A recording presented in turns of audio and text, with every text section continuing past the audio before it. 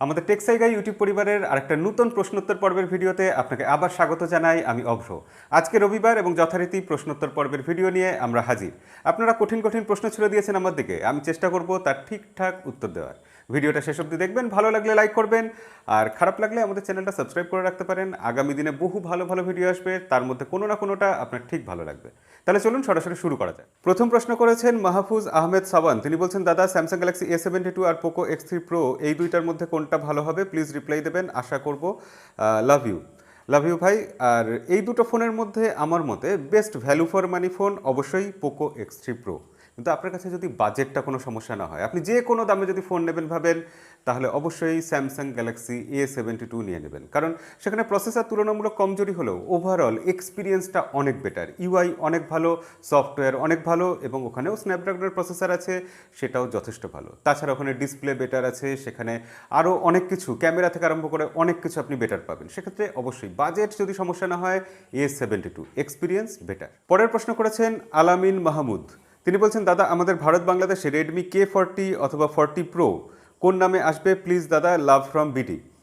ইন্ডিয়াতে 23 তারিখ Redmi K40 series launch হচ্ছে এবং সেটা অন্য নামে আসছে অবশ্যই। সেখানে আসবে, এখানে MI11X, এই এক্স প্রো বা এরকম কিছু একটা সিরিজ আসবে, যেখানে ওই ফোনগুলোই K40 সিরিজের ফোনগুলোই রিব্র্যান্ডেড হয়ে আসবে। বাংলাদেশে যখন যাবে তখন কি হবে এখনও কেউ জানে না। এমনও হতে পারে বাংলাদেশে সেটা পোকো ব্র্যান্ডিংয়ে গেল, পোকোর নাম দিয়ে গেল। আমার ধারণা সেটাই হওয়ার সম্ভাবনা বেশি। বাংলাদেশে যখন যাবে তখন পোকো ব্র্যান্ডিংয়ে রেডমি K40 সিরিজ আসবে। ইন্ডিয়াতে K40 সিরিজের বেস ভেরিয়েন্ট যেটা, সেটা শোনা যাচ্ছে 30,000 রুপির নিচে হবে। সেক্ষেত্রে দামও কিন্তু খুব একটা খারাপ হবে না। দেখা যাক, ইন্ডিয়াতে আসলে বাংলাদেশে আনঅফিসিয়াল তো অ্যাভেলেবেল হয়েই যাবে, তারপর অফিসিয়াল ফোনের জন্য অপেক্ষা। পরের প্রশ্ন করেছেন RH রামিম হাসান। তিনি বলছেন, দাদা IPL এর সিজন চলছে, সত্যি করে বলুন আপনি কোন দল সাপোর্ট করেন? আমাদের সান্ত্বনা দেওয়ার জন্য কলকাতা বলবেন না, সত্যিটাই বলুন। আমি কোনো দলকেই সাপোর্ট করি না, ইভেন আমি IPLকেই সাপোর্ট করি না। ব্যাপারটা এরকম, IPL দেখলেই আমার মনে হয় কোথাও না কোথাও গটাপ আছে ব্যাকগ্রাউন্ডে, ঠিক সৎভাবে খেলাধুলো হচ্ছে না। তাই IPLকে আমি পুরোপুরি বর্জন করি। পরের প্রশ্ন করেছেন ইকবাল সুজন। তিনি বলছেন, দাদা OnePlus 9-এর রিভিউ চাই। OnePlus 9 ইন্ডিয়াতে 50,000 রুপিতে লঞ্চ করেছে। ফ্ল্যাগশিপ ফোন হওয়া উচিত, অ্যাটলিস্ট ফ্ল্যাগশিপ কিলারও যদি হয়, সেখানে বহু কিছু আমরা মিস করছি। IP রেটিং নেই, অর্থাৎ ওয়াটার রেজিস্ট্যান্ট নয়, অপটিক্যাল ইমেজ স্টেবিলাইজেশন নেই, টেলিফোটো জুম লেন্স নেই, এবং সেখানে বহু কিছুর অভাব রয়েছে। 2 মেগাপিক্সেল ক্যামেরা একটা ধরিয়ে দেওয়া হয়েছে, সেটা কি করে ফ্ল্যাগশিপ ফোন বা ফ্ল্যাগশিপ কিলার ফোন হয় আমি জানি না। আমার ওই ফোনটা একেবারেই পছন্দ হয়নি। ক্যামেরাও খুব একটা ভালো নয়, ঠিকঠাক অপটিমাইজড নয়, 4K-তে 60 FPS ভিডিও রেকর্ড করা যায় না। তাহলে কেন লোকে ওই ফোনটা নেবে? অত দাম দিয়ে কেন নেবে? তার বিকল্প আরও অনেক ফোন রয়েছে। সেক্ষেত্রে OnePlus 9 কোনোভাবেই রিভিউ করব না। তবে হ্যাঁ, 9R ফোনটা, সেটা আমার মনে হচ্ছে যথেষ্ট ভ্যালু ফর মানি, এবং সেই ফোনটার খুব শিগগিরই আগামী দিনে আমাদের চ্যানেলে রিভিউ আসবে, এবং তার সাথে আপনারা যদি বলেন অন্য কোনো ফোনের কম্পেয়ার করার জন্য, সেটাও আমরা কম্পেয়ার করব। ওম না, তিনি বলছেন, চিপসেটের কারখানায় আগুন লাগার কারণ কি দাদা? সেখানে কি যথেষ্ট নিরাপত্তা ব্যবস্থা থাকে না? না, নিরাপত্তা ব্যবস্থা খুবই থাকে, কিন্তু এই কিছুদিন আগে যখন মহামারীটা শুরু হলো, মহামারীর সময় লোকজন একটু কি বলবো, ভয় পেয়ে গেছিল বা প্রস্তুত ছিল না। তার জন্য সব জায়গায় একটু ঢিলেঢালা চলে এসেছিল। কারখানায় হয়তো সিকিউরিটি গার্ড থাকতো 10 জন, তার জায়গায় হয়তো 2 জন ডিউটি করে কাজ চালিয়ে দিচ্ছিল। এবং সেই সময় বিভিন্ন ব্যাপারে আমাদের পুরো মনটাই ছিল ওই মহামারীর দিকে, কি করে নিজেরা বাঁচবো এই নিয়ে ভাবছিলাম। তাই কোথাও গিয়ে হয়তো একটু শিথিলতা এসে গেছিলো, যার জন্য এরকম দুর্ঘটনা হয়তো ঘটেছে। অথবা এমনও হতে পারে এমনি কাকতালীয়ভাবে সব জায়গায় এই গত বছরই একসাথে বেশ কয়েকটা কারখানায় দুর্ঘটনা ঘটেছে। তো যাই হোক, ঘটেছে এটা ঘটনা, তবে সুরক্ষা সব জায়গায় পুরোপুরি ছিল। পরের প্রশ্ন করেছেন এসুস জেনফোন ম্যাক্স প্রো M1। এটা ফোনের নাম না কারুর নাম, এটা সত্যি একটা চিন্তার ব্যাপার। যাই হোক, ফোন থেকে প্রশ্ন এসেছে, পোকো X3 প্রো কি ভ্যালু ফর মানি হবে বাংলাদেশে 25,000-এ? হ্যাঁ, খুবই ভ্যালু ফর মানি হবে, এবং পোকো X3 প্রো নিয়ে আমরা তো ভিডিওই বানিয়েছি, আপনি দেখে নিতে পারেন। তবে আমি বলবো যে রেডমি নোট 10 প্রো ম্যাক্স বা নোট 10 প্রো যেটা, সেই ফোনটা বেটার হবে আমার মতে, যদি শুধু গেমার না হন, একদম গেম প্লের জন্য ডেডিকেটেড হলে পোকো X3 প্রো। পরের কমেন্ট করেছেন গণেশ বাড়াই, মানে ডবল গণেশ বাড়াই। তিনি বলছেন, দাদা Vivo S series, you series, Z series mobile market launch করছে না কেন? তার কারণ এগুলো ভালো সিরিজ, ভালো ফোন ছিল, ভ্যালু ফর মানি ছিল, ভিভো লাভ কম করতো, তাই তারা লঞ্চ করছে না। এই প্রতিটা সিরিজের মধ্যে বিশেষ করে you series R Z series খুবই ভালো ফোন ছিল, একদম কম দামে ভালো স্পেসিফিকেশনস পেতাম, তার জন্য ভিভোর প্রফিট কম হচ্ছিল, ভিভো সেই জন্যই সম্ভবত এটা লঞ্চ করছে না। এস সিরিজ আমার ধারণা আগামী দিনে লঞ্চ হবে, দেখা যাক সেটা ভিভো কি করে। DM নাহিদ, তিনি বলছেন, দাদা 60 FPS এর ভিডিও চাই, আমি যেহেতু ভিডিও এডিট করি কাইন মাস্টার দিয়ে মোবাইলের মধ্যে, তাই 60 এফপিএসে করতে পারি না। পিসি বিল্ড করা হচ্ছে, খুব শিগগিরই আমাদের চ্যানেলে আপনারা 60 এফপিএসে 4Kতে সব রকমভাবে একদম সর্বোচ্চ লেভেলের ভিডিও দেখতে পাবেন আশা করি। তো কটা দিন টাইম দিন, সব কিছু গুছিয়ে নিচ্ছি, ক্রমশ আরও বেটার হবে, আপনাদের জন্য আরও নতুন কন্টেন্ট, ভালো কন্টেন্ট উপস্থিত করতে পারবো আশা করি। পরের কমেন্ট করেছেন শহীদুল ইসলাম মাহিন। তিনি বলছেন, দাদা এডিটিংয়ের জন্য একটা ল্যাপটপ সাজেস্ট করুন। ল্যাপটপের স্পেসিফিক নাম ধরে বলে কিছু লাভ নেই, এখন সব ল্যাপটপ অ্যাভেলেবেলও নেই, বা যে কটা অ্যাভেলেবেল আছে দাম অনেক বেড়ে গেছে, তো মার্কেট খুব ফ্ল্যাকচুয়েট করছে। যদি ল্যাপটপ এখন নিতেই হয় আপনাকে শুধু কয়েকটা জিনিস খেয়াল রাখতে হবে। র্যামটা বেশি হতে হবে, এসএসডি অবশ্যই চাই, কারণ এমনি নর্মাল হার্ড ডিস্কের ল্যাপটপ হলে সেটা ইউজ করলে খুবই স্লো করবে, এবং এসএসডির থেকেও ভালো হয় এনভিএমই যদি হয় তাহলে আরও বেটার হয়। এছাড়াও র্যামের যে ফ্রিকোয়েন্সি থাকে সেটা বেটার হওয়া দরকার। এছাড়াও আপনি যে প্রসেসর নেবেন সেই প্রসেসরে থ্রেড বেশি হতে হবে, সেই প্রসেসরে কোরটাও বেশি হতে হবে, অর্থাৎ আপনি এএমডির প্রসেসর নিন বা ইন্টেলের প্রসেসর নিন, যেটাই নিন কোর বেশি এবং থ্রেড বেশি এটা দেখে নিতে হবে।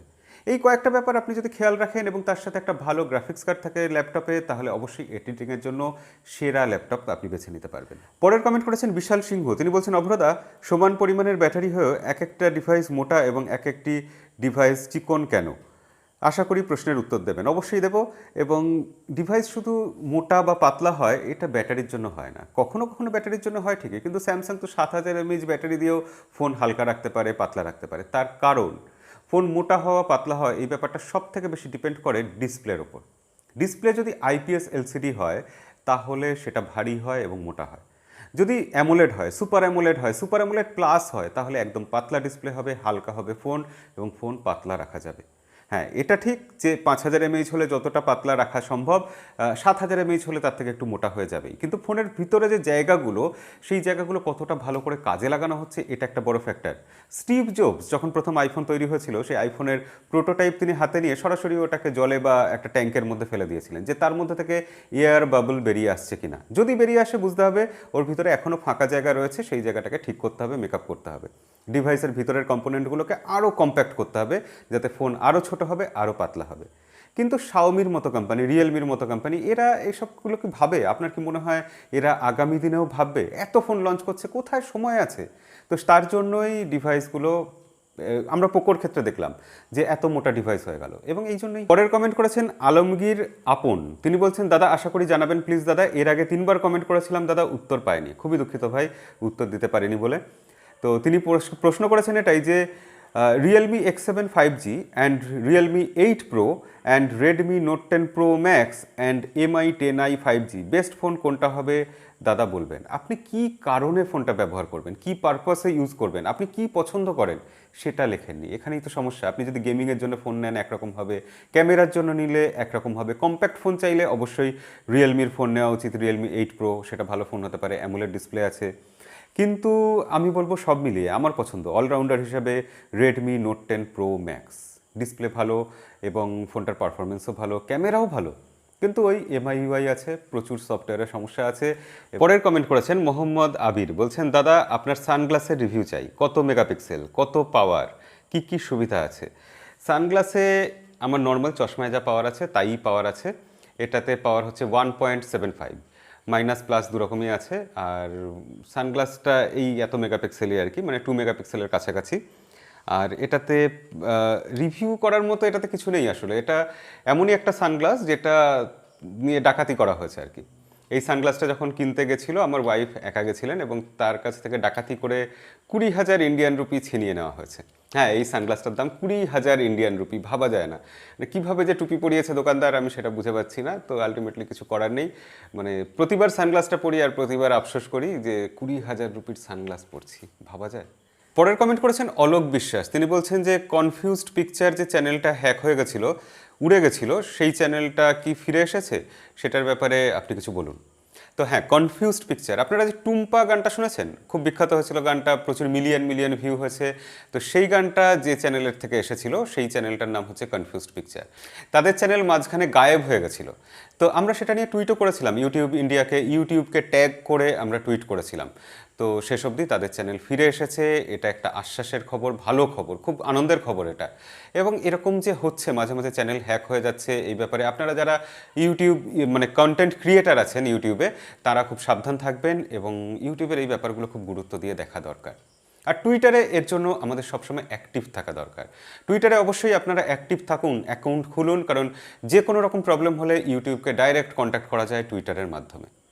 তো যাই হোক, আমরা পরের কমেন্টের দিকে যাই। এবার শেষ কমেন্ট আমরা বেছে নিয়েছি রৌনক হাসানের থেকে। 2021 সালে দাঁড়িয়ে আইফোন 11 কেনা কি ঠিক হবে দাদা? হ্যাঁ, অবশ্যই আইফোন 11 কেনা ঠিক হবে। আইফোন 11-এর সাথে 12-এর খুব বেশি কিছু তফাৎ নেই, কিন্তু এখন 2021 সালে দাঁড়িয়ে দামের অনেকটা তফাৎ হয়ে গেছে, প্রায় অর্ধেক দামে পাচ্ছেন। তো সেক্ষেত্রে আইফোন 11 কিনলেই সেটা বেশি ভ্যালু ফর মানি হবে। আর আইফোনে দীর্ঘদিন ধরে আপডেট আসে, ক্যামেরা যথেষ্ট ভালো থাকে, এবং সেক্ষেত্রে আইফোন কেনা আমি বলবো একটা খুব ভালো ডিল হতে পারে। চোখ বুঝে সেটা লাইক করে জানাবেন। আপনারা লাইক করতে ভুলে যান, লাইক করতে আজকে ভুলবেন না। দেখা হবে পরের ভিডিওয়। আজকের মতো, এখনকার মতো বিদায়।